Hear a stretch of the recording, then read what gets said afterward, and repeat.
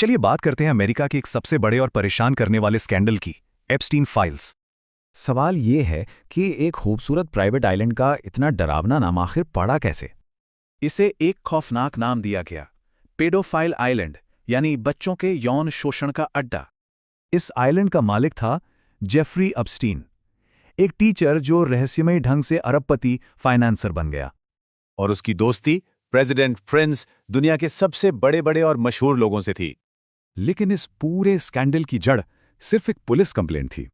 बात है 2005 की। एक 14 साल की लड़की की हिम्मत ने पीड़ितों के एक बड़े नेटवर्क का पर्दाफाश किया।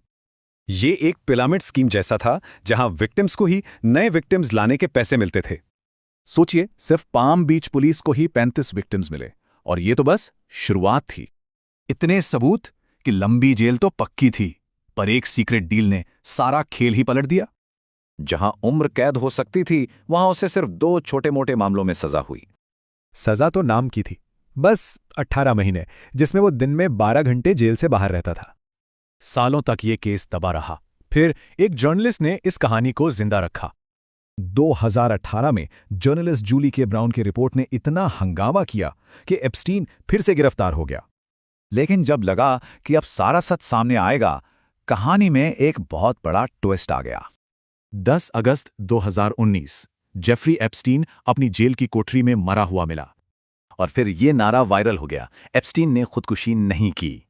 बस फिर क्या था, उसकी मौत एक पॉलिटिकल हथियार बन गई। दोनों पार्टियां एक दूसरे पर इल्जाम लगाने लगीं। पब्लिक प्रेशर इतना बढ़ा कि सरकार को सीक्रेट एप्स्टीन फाइल्स रिलीज करनी पड़ी। फाइलों से पता चला कि ट्रंप ने एप्स्टीन के प्लेन पर कई बार सफर किया था।